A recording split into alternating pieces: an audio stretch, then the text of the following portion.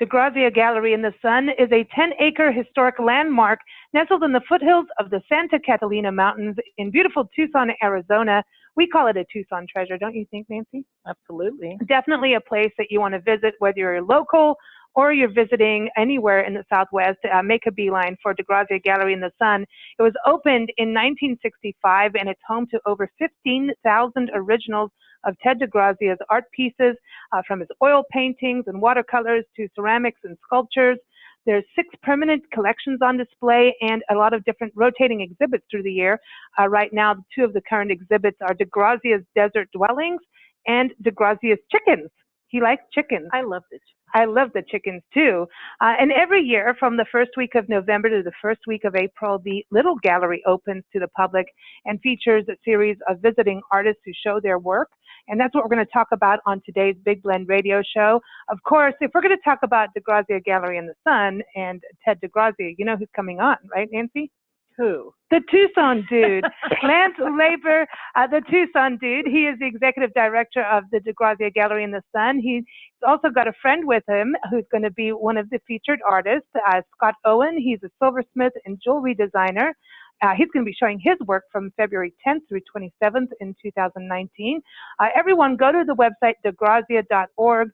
Everything is up there for information in regards to the exhibits and also the history of the gallery. But hey, Tucson Dude, how are you doing? I'm doing good. It's nice to be with you guys. Hey, good to have you back on, and excited to have Scott on the show with us too, because Scott, I heard that you're a fellow radio person too. That's right. I work at Asheville FM 103.3 in Asheville, North Carolina. And do you behave yourself on the radio? No, not at all. Good. Oh, good. Oh, good. No, No, we like that. We like that. We like that a lot. It's supposed to have a good time in life. You know, I always like to start off, before we get into the conversation of the different galleries and, you know, and what DeGrazia Gallery in the Sun is, I want people who don't understand to know about Ted DeGrazia, who arguably is the most reproduced artist in the world, right, Lance? That is correct. That is correct. Yeah. Yeah. And the gallery, we talk about the Little Gallery, but this was his second gallery in total, DeGrazia Gallery in the Sun, as it is now. I mean, it's 10 acres, but this was his second gallery in Tucson. Actually, it was his third. His first gallery was in the middle of Tucson, and he built that, I believe, in 1941, and then was there until he bought his property in up in the foothills in 1949, and he started building there, and he also built a gallery in the Superstition Mountain. So he actually had 4 galleries total. Wow. Wow. And this one he built with the locals, right? The Yaquis came in and helped him build the actual, you've got a mission, you've got what is the main gallery itself, you've got his house, and then the Little Gallery, right? So there's 4 main buildings. Right. And the nun's quarters, the nun's house. Right, the nun's house, right. And that was for when they visited. They didn't really. The Benedictine sisters would come and visit, and that's where they would stay. And they would sign the wall and leave all kinds of, you know, signatures and all kinds of stuff. Now, Scott, I know that you're in North Carolina now. Well, not today, but apparently you were raised here in Tucson, right? that's right. I was raised just around the bend from DeGrazia's gallery over on the very far west end of the Santa Catalina Mountains. And I stayed there until about 1977, which time I went up to Moab, Utah.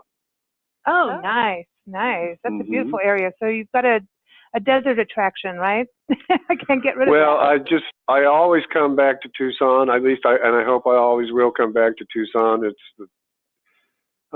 I just can't get it out of my mind how beautiful it is here, how much I love it here. And I've been all over. I lived in Hawaii for 3 years even, and even there I would kind of long to be back in the Southwest desert here, and especially right here around the Santa Catalina Mountains.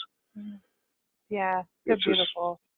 It's iconic. You can travel. Yesterday we went traveling, and we were out in Aravaca and filming out in Buenos Aires National Wildlife Refuge, and of course, I took some detours. We went and we went to San Xavier del Bac. Did I say that correctly, Lance? You know how you know. San Xavier, yes. It's saguaro, not a saguaro, or saguro. And of course, I took some detours thinking I knew where I was going and got lost. And I don't use GPS or I don't listen to directions. But the only way I got us home was by following the mountains. And that's how I knew how to get back because of the mountains. They just say it took a while. Yes, it took a while. Mhm. And I delayed our wine time. But anyway, we managed to have wine time, believe me. But this is the other thing, too, you know, Scott, so you were right by the gallery. And now I know that Lance, you met DeGrazia and knew the family, right, when you were growing up. And is that the same thing for you, Scott? Did you get to meet DeGrazia? My parents were friendly with the DeGrazias, and I don't know to what extent. I don't think they were involved in any drinking parties or anything, but my dad was also in radio, and I think that probably is where the connection came from. Back in those days, it was a public, it was a commercial radio station, but radio was different then, and they would have people they would produce their own kind of little specialty shows and stuff. And my father, he did a lot of that, and he probably had a show specifically on DeGrazia, is what I would guess, and that's how he got to know them. But I remember growing up as a little boy and watching all the activity. My sister had painting lessons from Ted, and Wow. one of my sisters, and my other sister was married in the chapel there. So, I had DeGrazia paintings, not the originals. I had prints all over my wall when I was a little boy. I particularly remember it was a red hoop dancer, a patchy hoop dancer, and it had there was so much motion in that picture, and I'd lay there, you know, little boy laying there looking at the stuff on the wall. So I had a real love for, to me, the Gallery in the Sun is one of those very, very special places to me. And I miss the life that I remember there, because at the time someone actually lived there and people lived there, and there were smells from people cooking and activity, people being busy about their work and stuff. So, but now it's like a sanctuary. I agree, and Lance, I think you need to start cooking on property for Scott when he's showing his work. Get the mesquite beans going. I think he's probably a better cook than I am.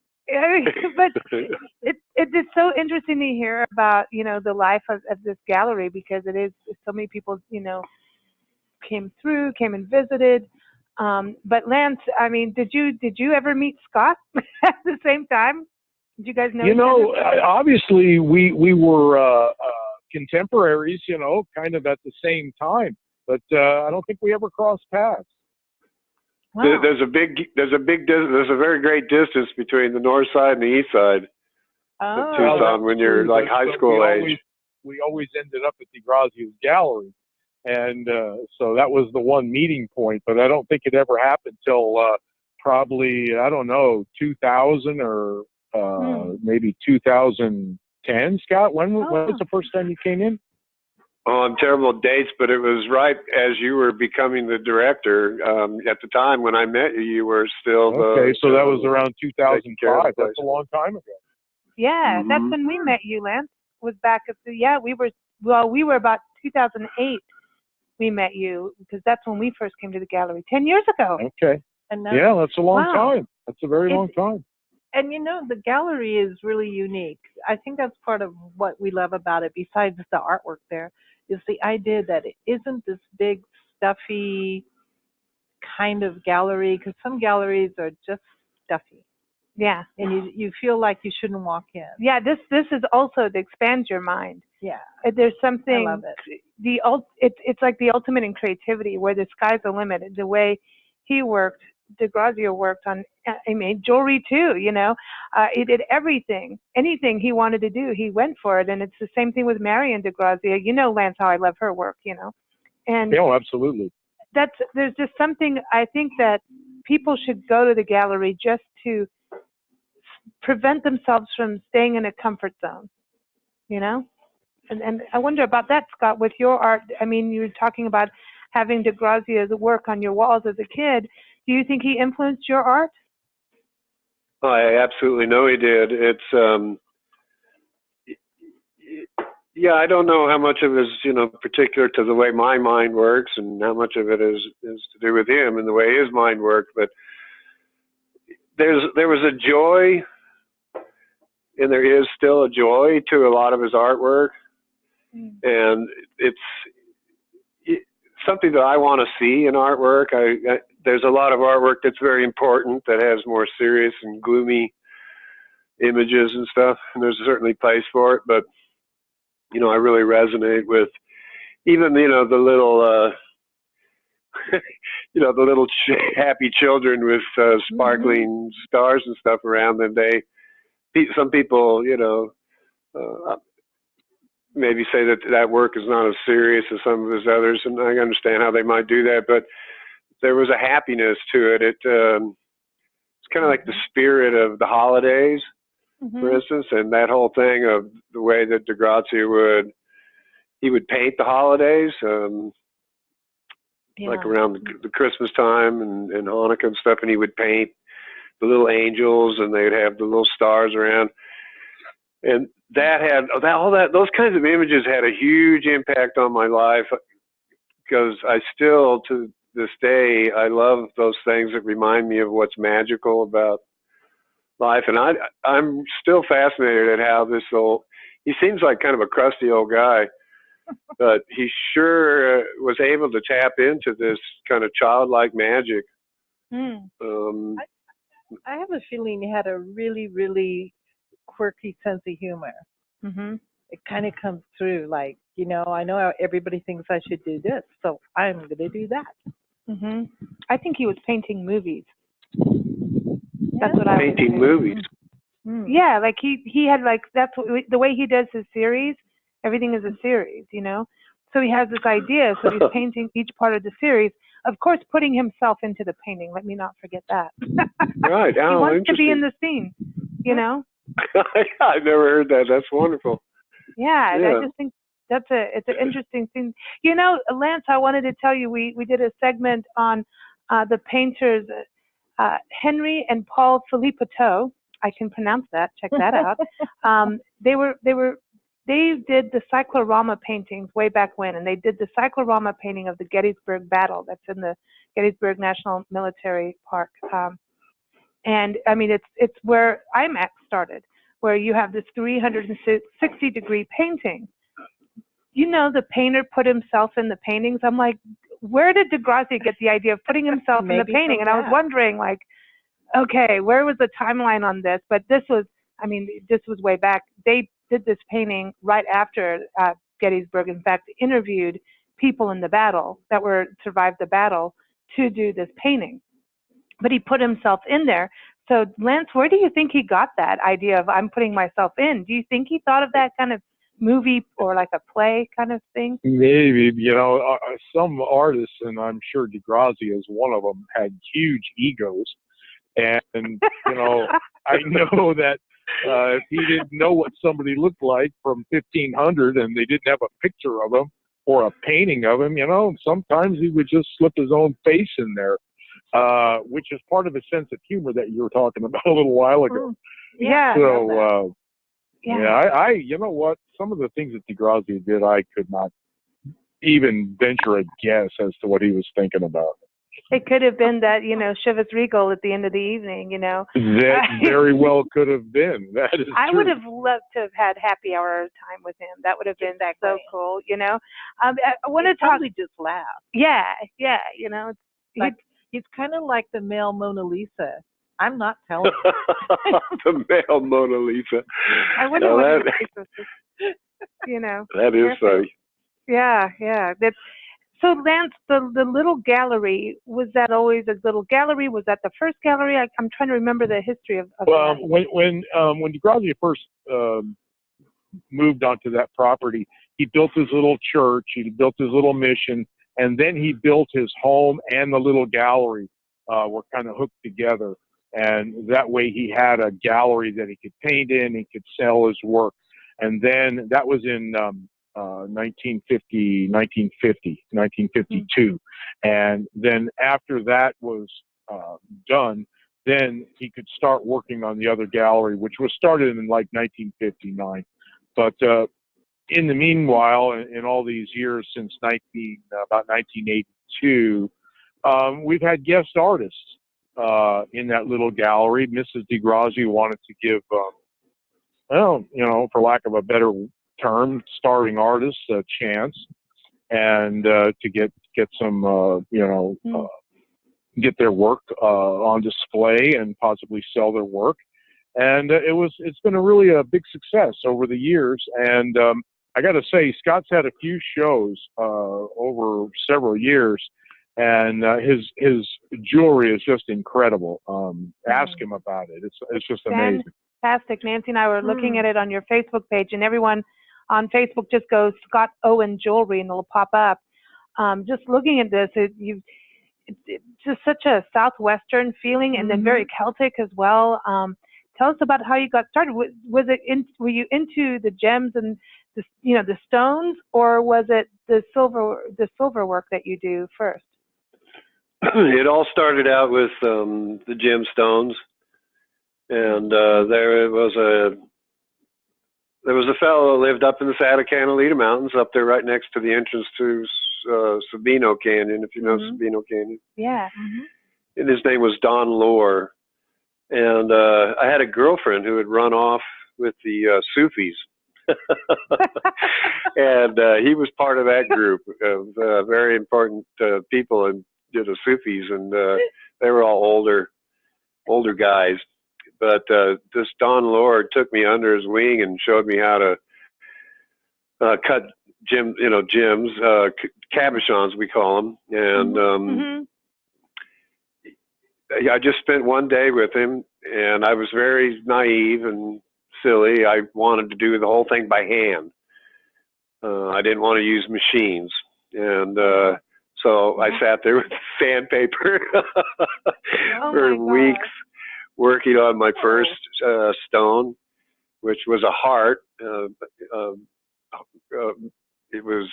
gem was a thing called shattuckite, which is very rare. It's from the Shattuck mine, which is somewhere here in Arizona. And it's a blue, deep like azurite blue. And so, yeah, I cut a heart out of it and then made a little piece of jewelry that I picked up the jewelry part by taking a class at Pima College. And I showed up for, I think, 2 classes. I was really wild when I was young, and it was amazing that I had the discipline to do any of this at the time. And but I did, and so I learned how to, fire up a torch and make a solder, and I learned how to string a saw. All my work is done using a jeweler's saw, where I cut out the little pieces and then solder them all together. So the 2 things I learned in the 2 silver classes I went to, I just tried to expand on that myself.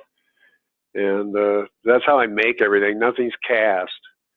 It's all what we call fabricated. But the gemstones, you'll notice, are in almost every piece. Over the last few years, I started doing some things that were more, I wanted to build some shields, kind of like the little cosmic energy shields. And for some reason, I didn't want there to be any gemstone in them. I just wanted them to be pure silver. There's a couple of them there in the photos, on my Facebook page. Yeah, because I'm looking at them now, and it's interesting because to me there's kind of a story attached. And I don't know if I'm always looking that way, because when we lived in South Africa, I started a jewelry business, and it was mostly the beadwork and using African beads. And number one, I'm allergic to metal, so I couldn't wear my own jewelry at the end of it. I know it happens, but I got stuck into the world of beads and the color of the beads, the type of beads, what tribe was using what bead for what, and there were just millions of stories, and you could create your own story according to the beads and the I mean, it was a trippy thing, and I always look at jewelry, and I know it's art, but I always feel there's a message in the jewelry. There's something. There's a story. Like, there's a story. Do you feel that when you're making it, that it has this story? Are you creating it in that way? Well, when I'm making my best jewelry, there is some reason behind it. And, sometimes I'm making stuff just because I need to be working, Mm-hmm. But when I make my best pieces, it's because there's something that inspires me. And a lot of times it's the stone. There'll be certain colors or patterns in the stone. And that'll remind me of, I had a piece of dinosaur bone, for instance, and the colors and the patterns really reminded me of a piece of fresh bamboo that had been, cross-sectioned with a saw or something. Just the colors and the patterns were very much like that. And so I did a piece that it was very kind of Asian, maybe Japanese style. And it had little bamboo shoots that I created out of silver and stuff. And so, that the color and the pattern in the stone were the inspiration for that. Sometimes I've done some pieces. There's a piece in that roll of photos that says blues. It has a bunch of blue opals. It's like a fan of blue opals. And the blue opals, I wanted to say something about the joyfulness of that particular color of blue. And then, it kind of evolved, and it was like, okay, I'm making this piece for B.B. King. Cool. Awesome. It's like, I'd love to be able to hand this piece, but of course I never knew B.B. King. I made a piece for Neil Young, a concho belt. It's like, well, if I ever meet Neil Young, and I also made. Pardon me? I'm serious. I got a contact for you on that. Yeah. Well, we have a ranch just down the road from him, over in Colorado. Oh, right on. Wow. Yeah, so he was actually the only place that I'm showing my jewelry right now is in a little store called in Bedrock, Colorado. Okay. And he was just in that store a couple weeks ago. So that's where he actually saw my jewelry. Movie. Yeah. He filmed his movie out there with Lucas Nelson and The Promise and the Real. That's we've interviewed Lucas, Willie Nelson's son, and he needs to wear your jewelry. I'm just saying. He needs to. Yeah. Willie needs it. Neil Young needs it. Yeah. I agree. I couldn't agree more. But I believe in letting destiny do its thing as much as possible. Yeah. So. Well, we're doing it now. Do you go Absolutely. and find the dinosaur bone yourself, or do you purchase? Like, do you go out in the desert and look for you said rock? Dinosaur. Nancy's all excited. I really want to know, because my dad used to make jewelry, and we spent, as kids, it was get in the station wagon and go out to the desert, and he had these little canvas bags for the rocks you found, and we had little picks, and we had to find the rocks.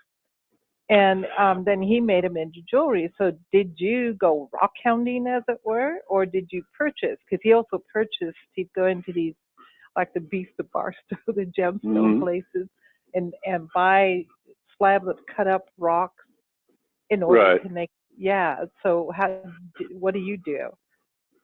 Both. Cool. Out in, that country, as I said, when I left here in 77, I moved up to Moab, and then I moved 50 miles in the desert away from Moab. So we had a little ranch way out. And, in that country, there's not much else to do but to go around walking around in the desert. And so people do that. Everyone does it pretty much. They walk around the desert and they look for pretty rocks. And it's not just, the dinosaur bone that people find. There's some beautiful, beautiful just agates. Red and yellow, and there's petrified wood that's laying around here and there. I have some white, pure white petrified wood. Wow. Which to me, it's just beautiful. It's like snow, but not to everybody. Some people are like, oh, it's just white, but, so I have a love for rocks, and other people out in that country certainly do. But as a person, when I was making jewelry, really earnestly working hard at making jewelry for those 16, 20 years where I did that, I was using way too much of the dinosaur bone to be finding it myself. And so I was buying it from people, and I ended up with a really very nice collection. I was written up in Lapidary Journal magazine. That's awesome. Yeah. On beautiful publication.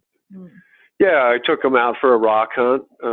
They sent somebody down. They did an article on my jewelry, and then they also did another article at the same time on, you know, a little rock hunt. And we went out and found azurite, and we found some dinosaur bone, different things. So, but yeah, I did both. When you find a piece of your own, it's really exciting to do that. But this is important. This is a very important question. When you go out rock hunting, right, or rock hounding, what you know, you're hounding the rocks. Do you lick the rock? See, I knew you were going to go there. See, you're a rock licker. You can. That's the only way you can see the colors and what's. Have you ever found a piece of? I'm trying to remember. I think it was called coquina, and it's got like all those little sea creatures in it. Sea creatures? Yeah, it's like little sea monkeys. Yeah, like sea monkeys. It's like really weird. I was trying to think where we were. We were rock hounding in these cliffs in the desert. I'm thinking somewhere out.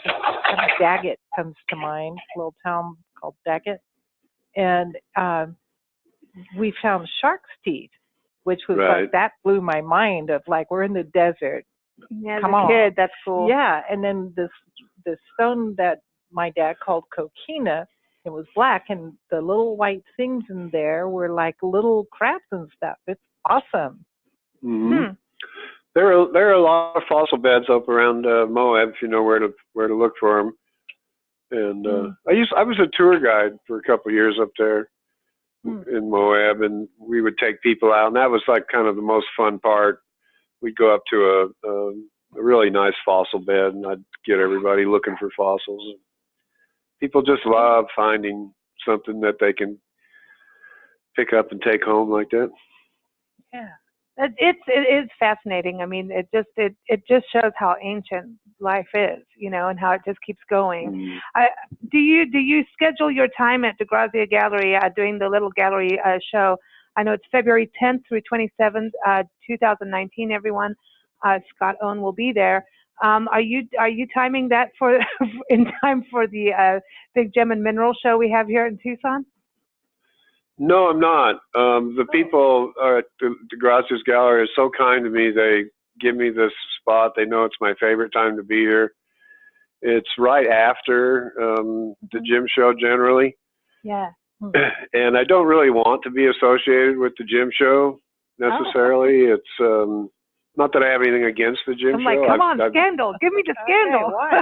No, I was a vendor there one year and stuff like that. And I do go there and buy material there sometimes. But no, I want it to be. It's me showing my jewelry. It's a little different, and I really like that time of year. It's Valentine's Day.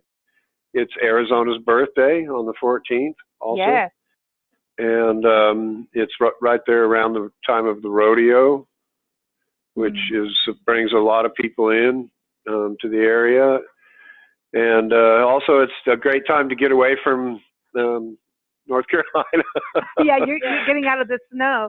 I know. This is such a beautiful time of year. You know, I mean, right now as we're talking, it's so nice and cool. It's like the fall is here.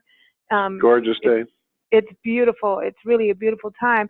I wanted to ask each of you, okay, growing up in Tucson, this East versus West thing, Lance, was there a thing between schools, like, you know, in sports? Because I know you love your baseball. You can't call Lance for a radio interview when there's baseball happening. But was there an East versus the West thing growing up? Yeah, I don't really remember it being like that. Tucson wasn't that big at the time, you know. It wasn't. No, I don't really remember that big of a. There was rivalries between schools, of course, but I don't think you know, it wasn't the West Side East Side thing like in California. And Yeah, that's Yeah.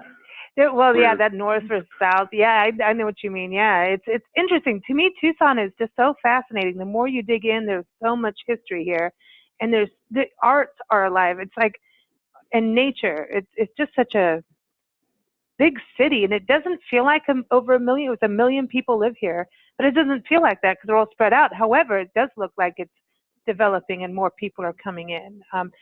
For you, Scott, coming in and out, come here every year. Do you feel it's grown? Oh, it's it's huge compared. I think it was about 200,000. When I was a kid here. And this whole thing about the north and the east. I mean, what really, like as Lance says, it wasn't really a rivalry so much as but it was just the distance. It's like 40 miles, from it's like another the town. north side of town to the east side of town, and so there wasn't any opportunity to mingle really. That used to really bother me in high school. I realized that there was a whole city full of other kids that I wasn't getting a chance to interact with. But Tucson, it's grown, and everywhere I've ever been I see a lot of growth. People consider it a big problem up in Nashville right now, but I'm so used to it. It's coming from here that I've learned to see that as just something that happens. And I'll say that Tucson has handled its growth really pretty well as far as just running a well-run city. It happens, and it happens smoothly and pretty efficiently. So I think so too. I mean, it feels like a big town to me. It doesn't feel so cityfied. It feels real. It's like people are real, and it's just laid back, and it's, to me, we're not huge city people. We're like, we want to go out in the backwoods or the backwoods of the desert. Get some moonshine. Get some moonshine. That's us. But the city to me is very relaxed, and just people are themselves. And I think it's also because it's a university town that there's this liveliness to it as well. While it's relaxed, there's this energy and creativity happening. What for each of you growing up here? I know we're talking about art, but I'm always fascinated about growing up in areas. When you think back to, life as a kid, maybe like 9, 10, 11, 12 years old, just what is some of your most favorite things that you would do as kids that you like, that was fun, this was Tucson, because you look now, kids are all like attached to phones and, video games and whatever.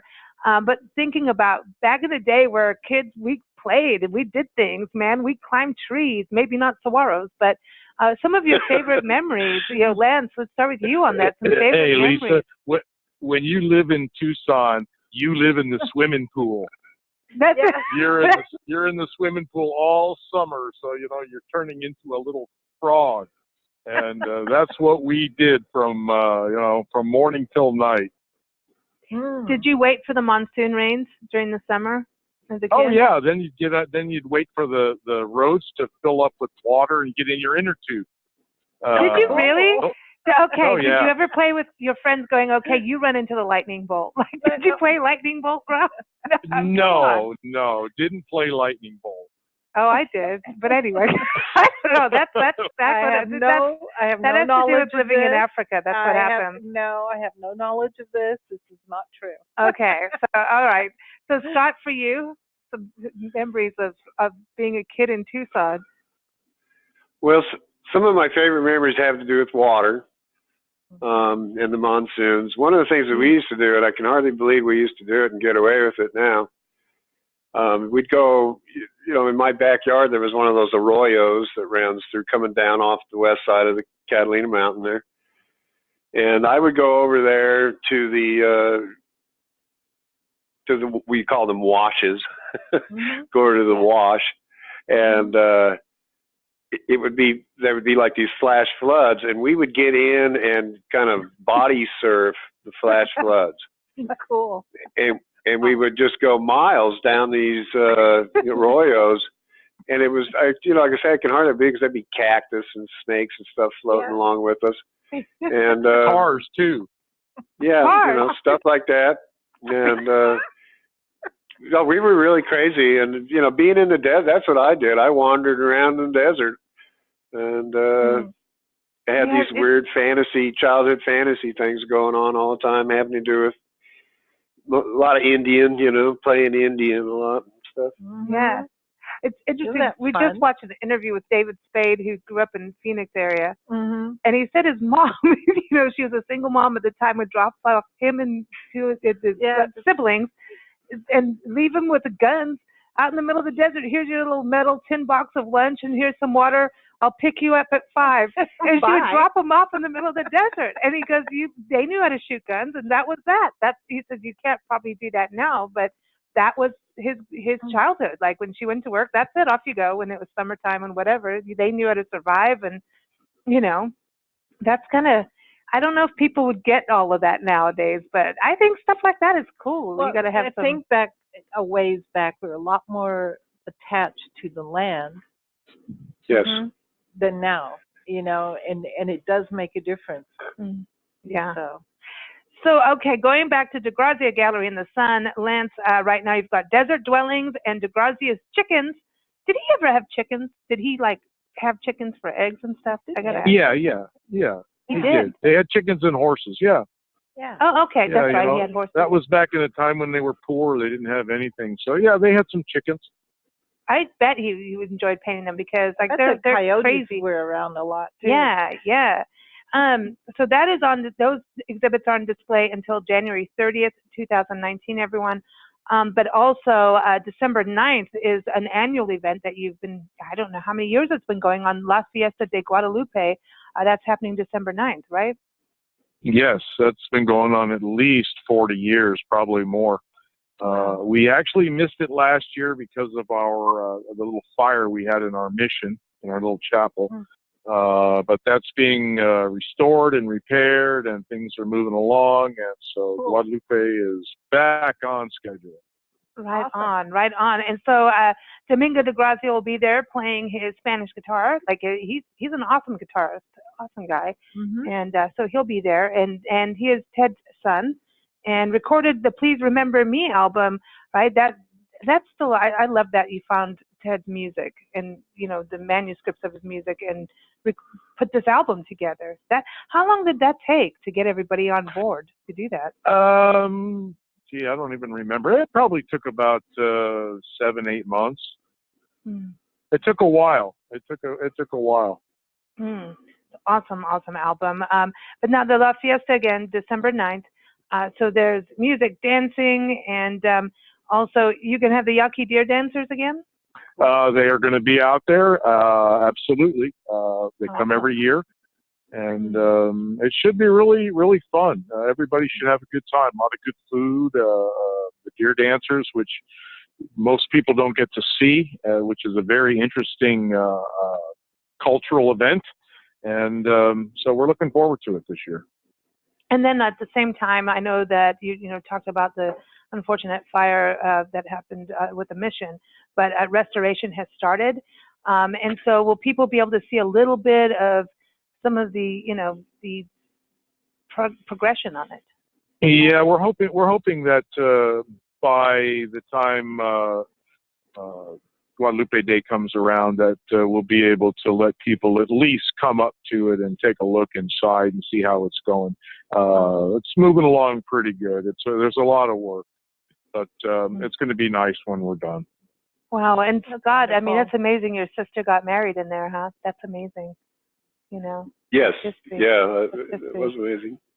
Yeah, it's a beautiful place. If I was going to get married, I would do it in there, but I'm not going to get married. So there. She's an old-fashioned girl. I know, that's it. That's like boom. That's it. Lightning bolts. Yeah, there you go. Yeah, no. Big game of lightning bolts. Putting it out there. Just putting it out there. I want to thank you both for joining us.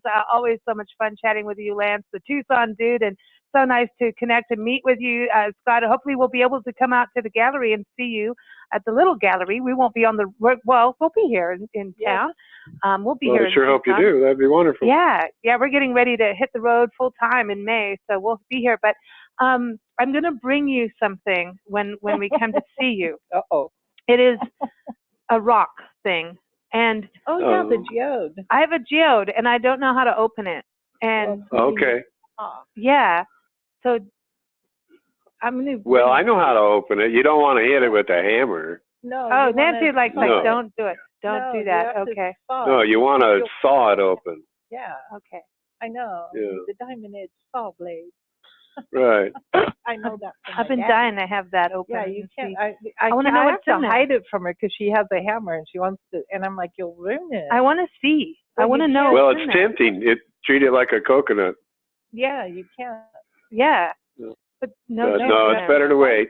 Yeah. Okay. You have to wait because whatever is in there, like if it's all little crystals and stuff, you'll shatter them. Do you think that if it's light, that there's crystals, and if it's heavy, it's going to be that solid kind of thing?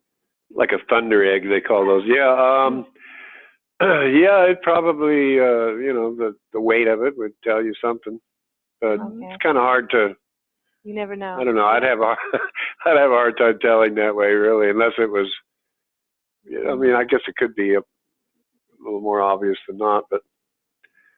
I have no clue. I just look at it and say, "What are you?" No, but you have to. Was it a gift to you, or did you find it? Yeah, no, a gift from a friend, rock hounding friend, and we used to live out in Julian in San Diego in the mountains, and go out to Anza-Borrego Desert, and these friends of ours, they would hang out in the desert. Let me just put it that way. Okay. They explored, but they found these geodes like that, and these little mud thingies that look like little flying saucers, and they're molten, like The like mud ball thing. if you open it up, so they look like chocolate, and then Apache tears. yeah, they'd find these little balls, like they were like little flying saucers, and if you open up, they were like sand on the outside, but hard, like chocolatey kind of rock on the outside. Yeah, I think I know exactly what you're talking about. Yeah. And then think I've there's seen a them. lot of obsidian Yeah. and Apache tears. And you talking about from Borrego that they brought in? Yeah, I don't know, they were hounds. They were good hounds out there, but yeah, this is something I've always kept, and just always wanted to know what it is, and it's a interesting. You just look at it every day. I'm looking at it right now going, what are you? I'm going to take it away because you've got a hammer. I know. I'll take the hammer away. We're going to play Bonita, which is a song from the album Please Remember Me. Again, go to DeGrazia.org. That's the website for everything to do with DeGrazia Gallery in the Sun, and you can look up the list of the artists coming in. Again, the artists in the little gallery will be running from November 4th through April 5th. We've talked mixed media, colored pencil art. We've got jewelry, like with Scott. Again, he'll be there February 10th through 27th, and you can find him on Facebook under Scott Owen Jewelry. We've got metal art, acrylics. We've got all kinds, photos on metal, ceramics, so go check it out. I want to thank you both for joining us. Well, thanks for having us. Hey, Yes. behave, you guys. I know. Thank you very much, Lisa. Nancy, it's been a pleasure talking to you. Thanks, you. guys. It was fun. Thanks, Lance. We'll see you guys soon. Okay, We'll come see you're you welcome. at the gallery. And everyone, thank you for joining us here on Big Blend Radio. Keep up with us at bigblendradio.com. That's the schedule where you can listen live or later and anytime at your leisure. And here it is, Bonita.